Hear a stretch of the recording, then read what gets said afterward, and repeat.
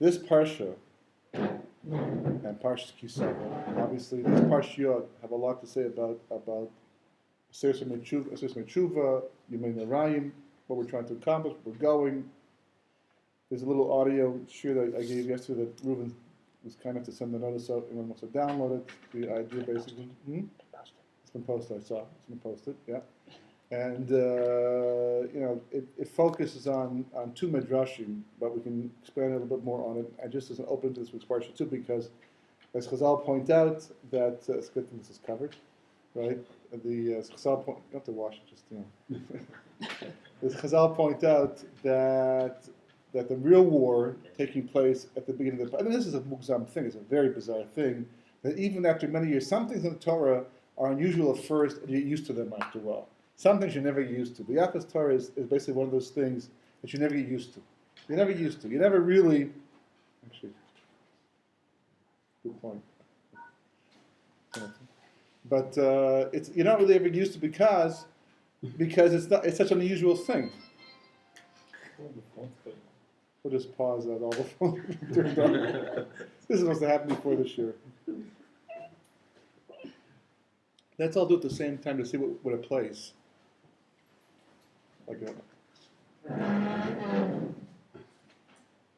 Anyhow, speaking of Yetzer there's a little short video I just saw. How did I see it? Where did I see it? I went to look for something else. Someone sent me an article. There was a link. The video, you know what the video was? It was actually very well done, and I don't even know how to gain access to it again. But it was a video of different people, right, on their cell phones with other people, and what happens basically is, like, for example, the father's there, the father is there with his daughter on the swing, but you only see him pushing the swing and going back and forth. Disconnect to connect. Yeah, right. Yeah, Some Italia. It's a whole thing in America. They're trying to get everyone to turn their cell phones off. Right. So that they can communicate with their family. Other people. It's like they go through like different scenarios. Business scene where no one's, everyone's there, but you can't see them. Right. What it looks like to the world when you're totally involved in your thing. And the last part of the video basically is people shutting it off, and the daughter returns back to the swing, and the people return back to the conference table, and so on and so forth. So. It was nice to do. It's all our cell phones for us. Just reminded me of the video I just saw. Anyhow, but the point is that the Yafas Toar is a very, very unusual thing. As the Gemara says, the Torah speaking negedi Tzaharis because it understands this person goes to war. People lose themselves in wars. They forget who they are. The Tzahara comes out. I mean, people do incredible things. The stories are horrific. People who have been there who tell you about what happens because killing, even if it's not murdering, it's like, in the war, it's necessary, but the idea of taking a single life, it changes a person. I was told that for the most part, I think most soldiers who kill the first person they kill have to go for therapy after. It's debriefed. It's not a simple thing. Even the enemy, even though the enemy is coming, it's about to shoot that guy, he shoots him instead. But still, the idea of taking a life is such a traumatic reality for the average person that it changes a person's humanity, changes a person's sense of being human. And when that starts to go, then the heart takes over. And the Gemara points out and understands that when a person is in the heat of a moment, it's a heart is overcoming them. The person's like eating, he's totally enthralled by the moment. You can't simply say, don't do that. It's not going to happen. So the Torah employs a different psychology to try to get wean the guy out of this thing, basically. And he brings her home, and he makes her, she has cut off shave off her hair. Her fingernails grow. She cries over her parents, assuming she's going to miss them, and it becomes a very, very ugly scene. And eventually, after 30 days of going through all of this, the hope from the Torah is this guy's going to wake up to what he's done. He'll finally calm down, cool off, and realize what he's done and the situation he's getting involved with, and he'll get out of it. He'll drop completely out of the situation and leave it behind. And the Torah points out, Rashi explains the Gemara, if he doesn't do that, if he still continues, then basically she becomes an isha, snua, right? He'll learn to hate her. Like it's talking about the two wives, one is a ahuva, one is snua. So the snua is supposed to be the one the Yafas Toar. They married in the end, no matter how beautiful she was, because she will always be a reminder of how low he can go. Anytime you take anything illicit, Anytime you do anything that goes against the image that you have of yourself, and hopefully it's a high-def image that you have of yourself, then the moment that you can't really enjoy that thing fully because it's always going to be in your face.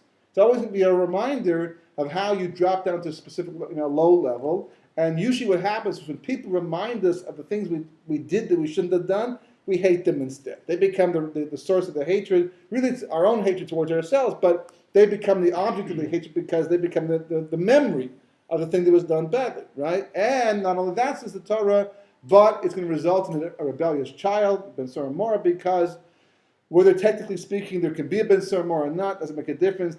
You don't have to be such a rebellious child to drive your parents nuts. You don't have to become a Ben Sor Mora to give your parents sewers. You can stop a lot short of that level, basically.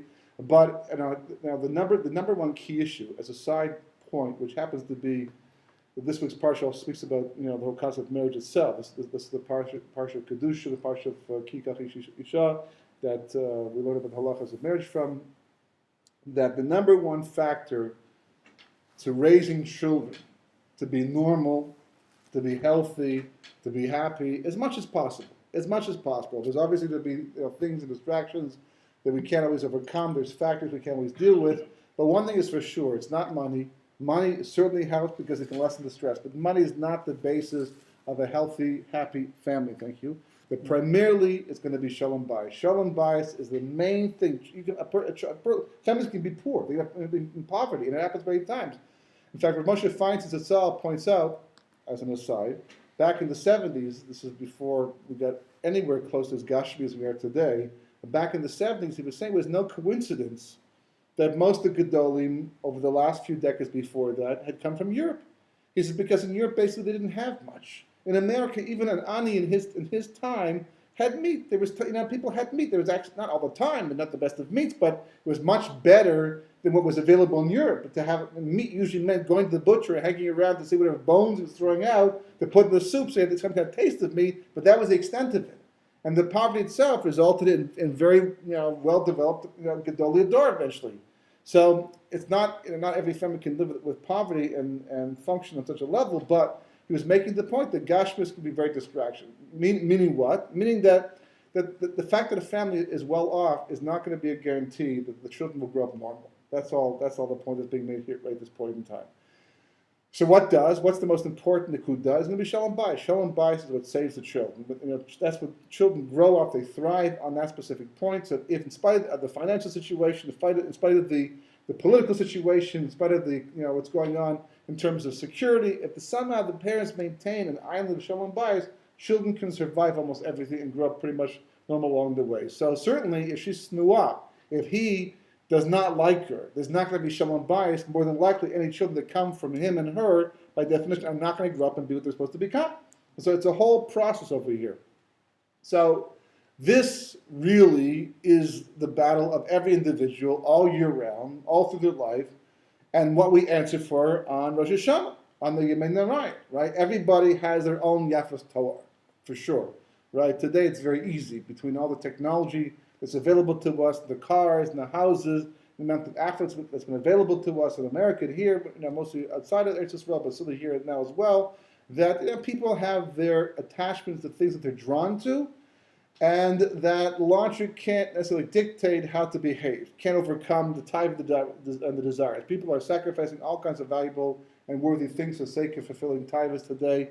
So the Torah gives you a solution. The Torah doesn't say, don't just go, don't do it all together. If you're a big enough person and you're still clear enough and you have enough self-control to be able not to do the thing, obviously that's lachachila, right? This guy should say to himself, this is a very attractive Gentile woman over here, but I'm a Jew. This is not the way Jews behave. We have Kedushin, Nesuyin, Shaduchim, Shadchanim, okay, the Shadchanim, but Shaduchim, basically, we have all kinds of, holy ways of bringing about what's supposed to be an eternal union. The Jewish people are supposed to be on a very high level, right? We go through this whole process, not like the rest of the world. We have all these important holy concepts. So certainly, and the Torah just finished telling us about not intermarrying, and you're not even supposed to walk by a Gentile building or something like that and say how beautiful that building is, certainly even a church like that. Because, why? I mean, you can appreciate the architecture, obviously. But it means, it's talking mostly about Avodah Zarah anyhow, the halachas of Avodah Zarah, going to churches, things like that, and even though they might be works of art, architecture, it's not really what we're supposed to be enamored by, because we're always worried and wary of making a connection. It's brought down that the essence of the chet, of the Eitz Hadas Tov V'Ra, the essence of the chet was not the eating itself.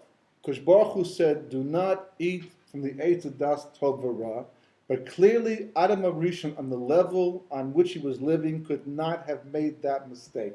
All the rationalizations, all the justifications, whatever he could have thought of to go ahead and make this mistake and break, it was a very simple command.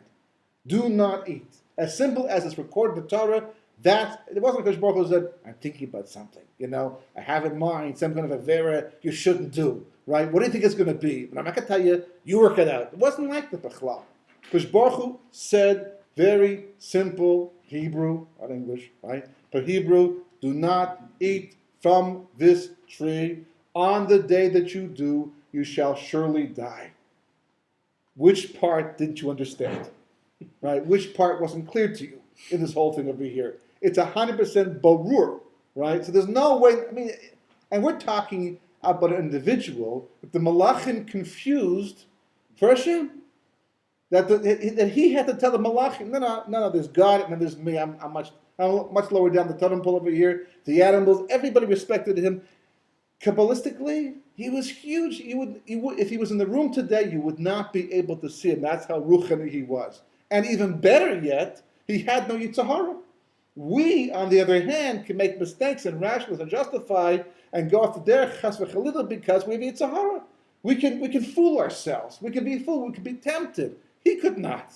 He could not be tempted. He could not be fooled. He could not break the commandment of HaKadosh Baruch Hu, and he certainly was smart enough to understand the language, what it meant. And the trees were all labeled. So there was no mixing up the trees either, for that matter. Right? Red for the Eitz Hadas Tov V'Ra, green, blue for the Basar V'Chalav. It was clear.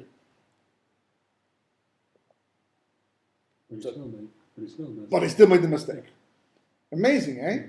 The question is how. How do you get the point? So the Christians, they have a big problem with that. So what they do basically is they re-inject him with Yetzer Hara.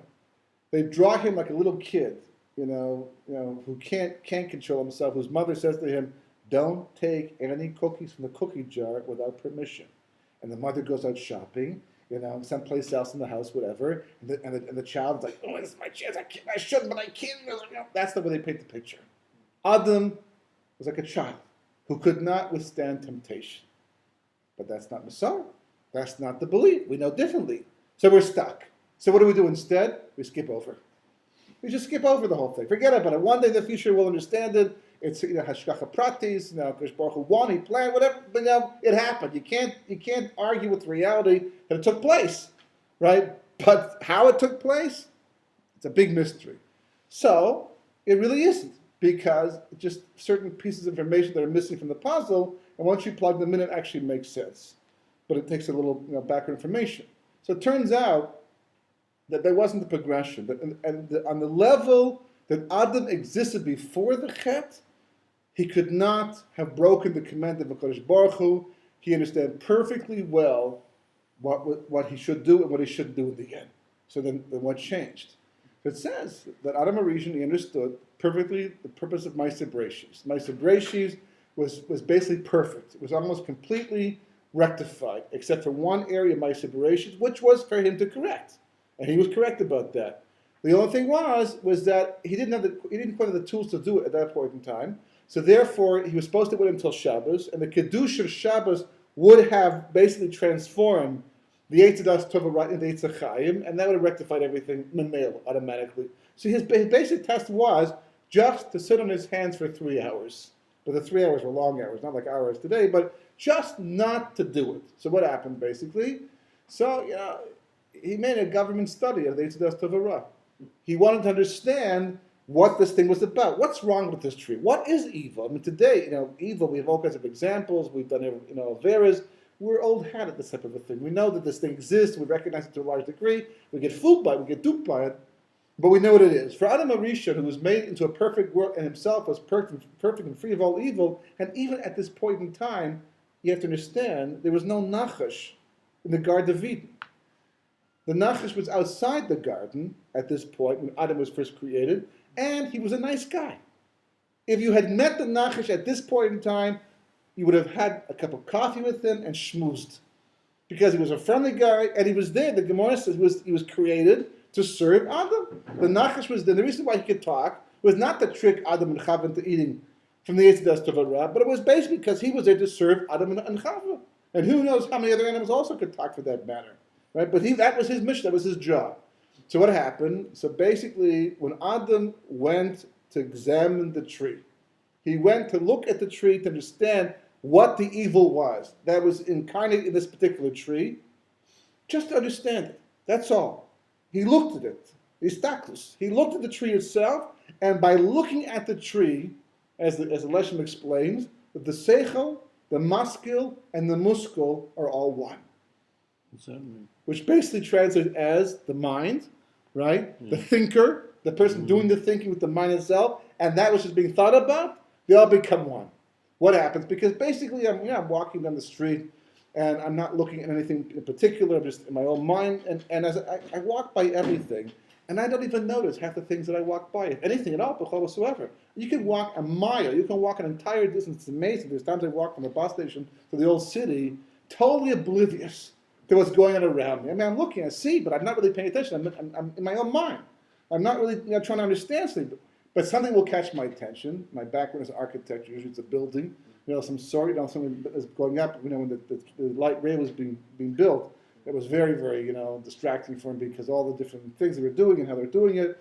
So, and all of a sudden you make a point and you find yourself stopping and you look, and you examine. And as you do that, you build a connection. You build a relationship. Eyes are very powerful as relationship builders. A person can walk in the room 50 feet away and you can hear their voice as you're talking to somebody else, but it won't even register that you know the person. But if you can be standing 50 feet away, even, it depends how good your eyes are, but 50 feet away and a person walks in and you lock eyes with that person, from 50 feet away it's like everything disappears but that other person. They're like windows to the soul, as they're called, windows to the inside. But more importantly, certainly at that stage of history, when Adam HaRishon, when he was in the Garden of Eden, and he looked at the tree, he built a connection, a relationship. Now, there's this thing called chitzonim, or the klipot, or the koiches, the force of spiritual impurity. And they were embodied in that tree. They were there. And it's always a tug of war. Our job is to use our kedusha to vanquish the klipot. Our job, we're here in this world, to bring kedusha to every aspect of Ma'aseh Bereshis as much as possible, as long as we're strong enough. That's what we're supposed to do. So we buy food, and we make bruchas, and we elevate it. We make Shabbos, and we elevate the entire world, right? We dress more tzniusly, we take clothing, and we give it, a sense of royalty. Whatever. Our job is to make makadosh the olam, until everything becomes, as it said in the Kohen Gadol, Kodesh L'Hashem. That's what's going to happen. That's the end result of Ma'aseh Bereshis. That's the mission of the Jewish people. The only trouble is, there's a tug of war going on. Because their mission is just the opposite, as far as they're concerned. Their mission is to draw me down, to drag me down, to zap me of all my Kedusha, and to bring me to the lowest levels, at the same time strengthen themselves, because we're all using the same Ritzot Kedusha, we're all drawing from the same gas station. I use holy sparks to hopefully do holy things, and they use holy sparks to do unholy things. It's all the same thing. It's all one. It's not the same, same result, but it's the same sparks at the end.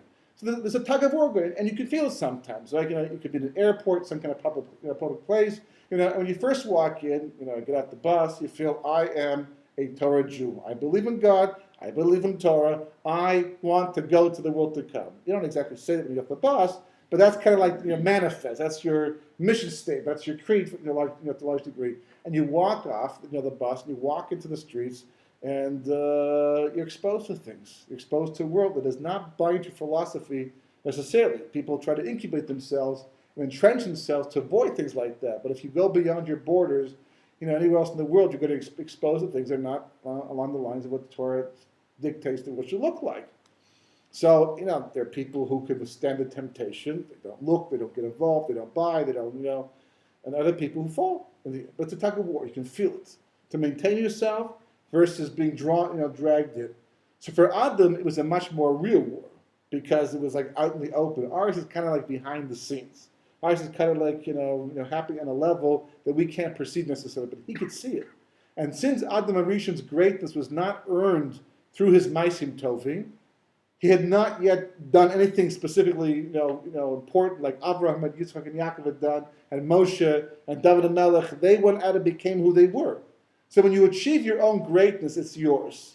When you do a great thing, it becomes who you are. But Adam was made great. He never achieved his greatness on his own. So even though he had the best of Kavanah, he went out there specifically to tame and to conquer and to vanquish the Eitz Das Tova Ra and to rectify my Bereshis. And therefore he looked at the tree because that's the first level of understanding something. You could touch, you could feel, it's not the sin is looking. Riyah is like it's a whole different mitzvah, a very, very high and holy level of comprehension. And he looked at the tree. At that point in time, a war began. He was trying to mekadesh the tree, but the chitzonim, the klipos, the koiches, the spiritual impurity, they wanted to draw from his kedusha. And guess who won? It's obvious, right? Who won? Was the klipot won. The koiches, spiritual impurity. But it all came because of his look. And because they won, not only did they vanquish Adam HaRishon, but they caused a complete transformation of Ma'aseh Bereshis. No longer is Ma'aseh Bereshis able to maintain itself, because where man goes, the world goes. If man is corrupt, the animals become corrupt, the earth becomes corrupt. When the Mabul came, it had to dig 3 tefachim into the ground. It drowned the humans, it drowned the animals, and it washed away the soil too. Because wherever man, the whole world is mushpa from where man's holding, the madrega that man's holding at that point in time. So when Adam made this mistake, and he was mistakel at the tree, and he looked at the tree and was drawn in, he was transformed. Chazal describe it as going from skin that was made from light to skin that we have right now. This is the clothing he got as a result of his chet. He had clothing before the chet too, but his clothing was made from light. Now he got what's called mishra dechivya, clothing of the skin, right? The skin of the snake, right? And now he had to make this to cover this up as well. This is the clothing he made, because this is the clothing that he got, because of the chet. And once he was transformed, so now, Yitzhahara, it says that the moment he was mistakel of the tree, this is the sequence of events. He's mistakel, he looks at the tree, he builds an intellectual relationship with this tree. As a result of that, the chitzonim literally cut at him and become part of him. At that moment in time, the Leshem explains, the Sitra Achra, the Satan, right, comes down from Shemayim and goes into the snake. And from that point onward, the snake loses his identity. He's no longer the snake. He's simply this. He's a wolf from sheep's clothing, so to speak. But he's a Sitra Achra in snake clothing. That's what he is at this point in time. And whatever the snake says from that point on is no longer the snake. It's now the Sitra Achra speaking through the mouth of the snake. Why the snake? Kabbalistically, the snake is in the shape of a nun sofit. So there's different letters that symbolize chesed, and some symbolize gvura. Nun is like one of the strongest, the letters of gvura. So therefore, the snake in the shape of a nun was the most fitting container for the Sitra Achra to go into. And he was mafata chava after that. And that's the reason why the Torah blamed the chet of the Eitz Das Tova Ra on Adam, and not on Chava. She ate. She ate first. She spoke to the Nachash. She took it back to her husband to eat. One medrash says, this is not one that women usually prefer, but the husband's got a great big kick out of this one. But he didn't want to eat it first. He wasn't transformed the same way that she was. When she realized he would have to remarry because she's going to die now, she made such a fuss about the whole thing that he had to eat just to calm her down. There was actually a medrash like that.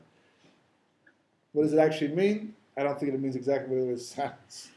But the reality is that he is responsible, because anyhow the Torah says, right, that what's the Lashon? Which is called Ezer Kenegdo. And the Torah says, Zacher Ezer, Lo Zacher Kenegdo, right? which means basically that she made a mistake because he didn't do his job as a Rebbe, as a husband, to keep her informed what was going on, so she could survive the onslaught of the snake. But before that, he created the environment. Because before the staklos, before the actual looking, the world was not transformed, the snake was still chutz hagan. The moment he looked, before he ate, he was mistakel, he looked at the tree, that caused the transformation of Maaseh Bereshis. Everything had a yerida to a much lower level, and that's when the snake came in and began to speak to Chava. And that's why Adam is held responsible. And the most remarkable thing is, and that's when it becomes inevitable. Because at this point in time, now there's a Yitzhahar inside Adam Arishon, and now there's a snake to seduce them into eating, and now there's intellectual confusion. No longer the level of true and false at this point, but the level of good and evil, which can become subjective, and now it's possible. The eating was just the last part of the chet. It was just the result of what took place at the beginning. But the entire chet began with histakhlus, with the looking, all to do with the eyes. So that's what you find is all these, the Gra himself brings down in Sefer Tznusa. There are actually three britot that Kosh Baruch Hu made with Klal Yisrael. The most famous, of course, is Bris Ma'or. That's the one that we did Bris Milah, an 8-day-old child. There's also Bris Kusla Svasayim, or Bris Halashon, basically that we should use our mouth in a proper way, in a holy way. We shouldn't speak Lashon Hara, Mazi Shem, things like that, or even in a wanton way. And there's a bris called Bris Kusla Nayim. A bris made with the eyes, because basically that's the whole rectification. That's why the Sanhedrin were also referred to as eyes. And David HaMelech, what was one of the biggest tests he had was to do with his eyes, where he happened to be in the roof of his house and he happened to see and gaze and see Bathsheba, and that was a simon that it was time to take her, and the whole confusion that resulted from that. But historically, it goes all the way back. Now this has major ramifications as well all through history. As Elisham explains, that because Adam did this, his eyes were damaged. Or at least his vision, not like his physical eyes, he still had 20/20 vision. Right? He didn't need glasses right away at that moment in time. But his ability to see the emes, to see truth, the way it has to be, that was greatly damaged. So because of that, but Chava was not the same way. Because when she finally looked at the tree, the world had been transformed already. So her staklus was more as a result of his staklus. His was the one that did the essential damage. Because of that, the Leshem explains that's the reason why by the Egel Zahav, it's the men who jump in, feet first, and provide all the gold and silver, whatever, to make the Egel Zahav. The women want no part of it at that point in time. And furthermore, it's the men. Yeah, well, that's maybe because of the fact they weren't damaged in the process, but it was mostly due to the fact that they didn't have the staklus wasn't damaged. They're looking at the world, their vision of reality wasn't affected the same way. And he says that's the reason also why the Meraglim were the men and not the women. Because the women, they could see the emes, they could see past the reality. The men's vision itself was damaged. And historically, obviously, Lo Sasuach Levavchem Achrinechem, for the most part, probably applies more to men than it does to women. Right? So, this is basically, the basis of the beginning of this week's parshah. Right? The whole thing, how does this whole thing happen? It's not because simply, he's not in the dark. It's because he sees something. His eyes are what pull him in. As the Gemara points out, the eyes are the spies of the heart. When a person sees something, out of sight, out of mind for the most part, a person can desire something, but until he actually sees it, he's not really pulled in. He doesn't really, get drawn after as much as if he only thinks about it intellectually in his mind. So the Yafas Toar represents basically the struggle of mankind to deal with vision, to deal with how we perceive reality, and how we can distort reality, and how much Yitzhahar takes advantage of the fact that we do distort reality and our vision is weak. So there's different levels of vision, obviously, right? And ultimately speaking, the one that we're judged for the most is not so much the physical eyes, but really the mental vision itself. Because as much as the eyes, if you just you analyze the situation and you look at what's really going on over here, it's not the eyes. What's the histaklus? What is the actual looking itself? What's the source of the looking? The actual physical eyes? They're windows.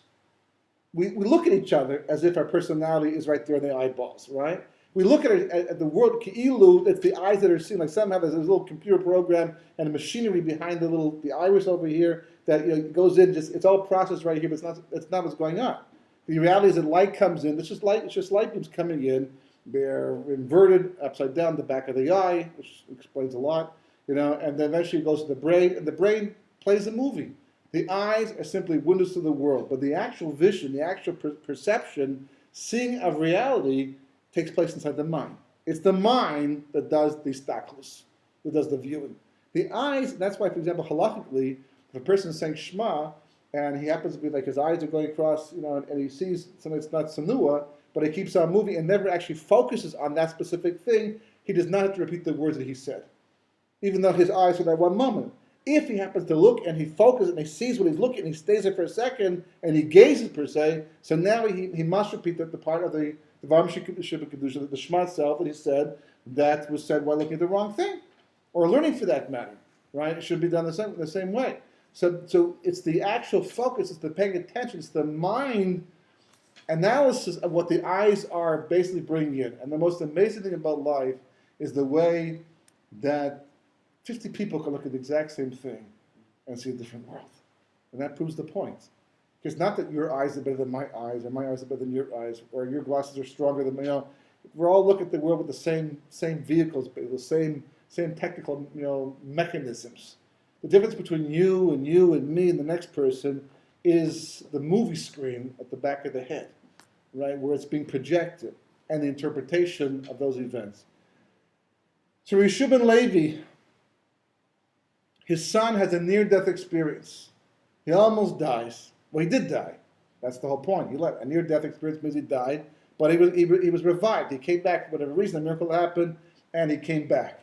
So the first thing his son asked him his father asked him was, now that you've gone and come back, because most of us can't do things like that, there's very little written, there's no literature about the world to come and about all those fantastic things. Ayin Larasa is Elokim, that only Krish Baruch Hu has seen it, he knows about it. It's beyond our vision, our comprehension. But here's a person who went and came back. Why not ask him what he saw? So he says a remarkable thing. He says, you won't believe this. I went and I saw an upside-down world. That's a chiddush. You went and you saw an upside-down world. If you want to tell me you saw a world that's different than ours, it's one thing, but an upside-down world. You went to Olam Emes. You went to the world beyond this world where truth is eternal and lasting and supernal and all the sublime, and you're calling it upside. Why do you call it upside down? Well, because in this world, whatever we value is down over there, and whatever was down over here is valued over there. So in this world, Torah is not important to the world, and Tamei Chachamim are the source of a lot of bizarre in this world, basically. And then over there, Kosh Baruch Hu is machshiv all of this. And then, but in this world, it's upside down. So his father comes back and says, my son, you did not see an upside down world. You saw the world right side up. This is the world that's upside down. What? A Tana whose son is probably a future Tana, who's been learning Torah since who knows how long, under the Gedolim, and living in a world that was much clearer than the one we're living today. Today, Americans versus Jews, it's very hard to see the differences, but in those days, it's Romans and gladiators versus Jewish philosophy, two different worlds, and you have to point out that the world you saw was the right side up one. How could you make a mistake like that? How could you make a statement like that? Come back and say, but you won't believe it. I finally saw the world the way it's supposed to be. Everything is the way it's, the important people are important there, and the unimportant people are unimportant, but over here it's all backwards. No, he comes back and says, it was an upside-down world. That is the impact. That is how much this world is mashpia on individuals.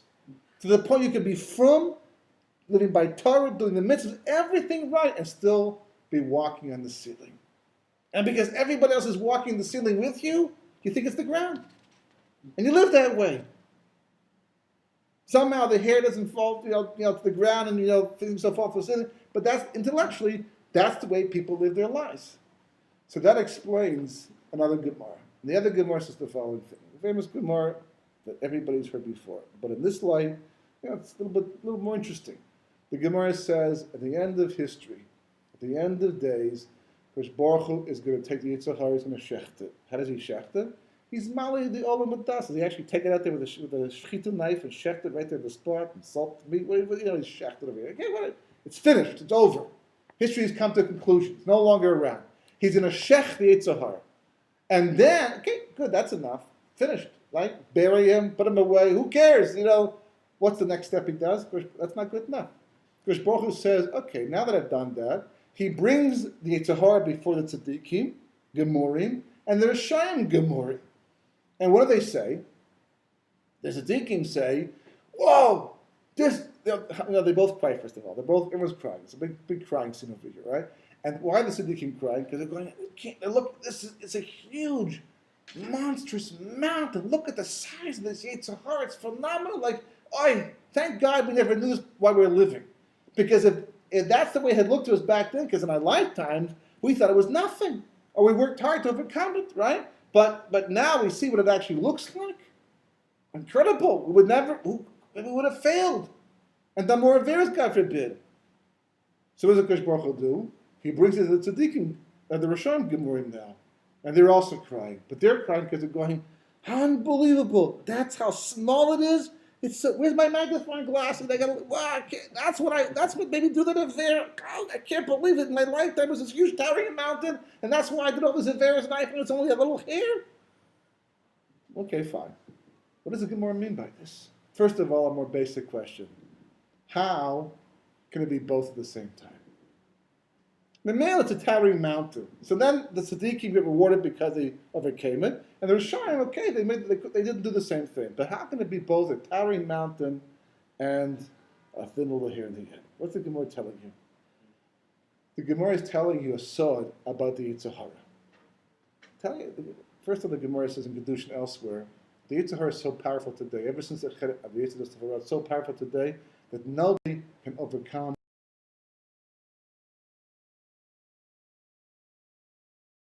Doesn't help you, you're finished. You'll not win the battle. What is it? What kind of help? How does it happen? So Gemara is telling you, the Yetzer Hara is what you make it. It's personal to you. It's what you make it.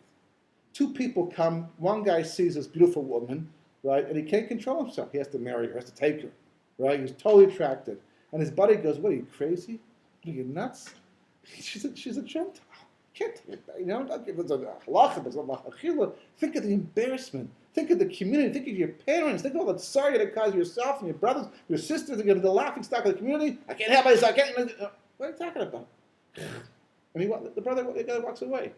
15 guys walk away. 100 guys. This guy's one guy is such a incredible Yetzer Hara. He can't control himself. Because that's not where you fight the battle, as the Torah is telling you. That's not where you fight the battle. The Gemara says, "Ein Adam choyte,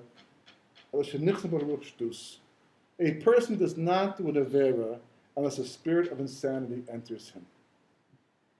It's a powerful statement. You know why? Because if that's true, who needs Yom Kippur? Who needs Yom Kippur?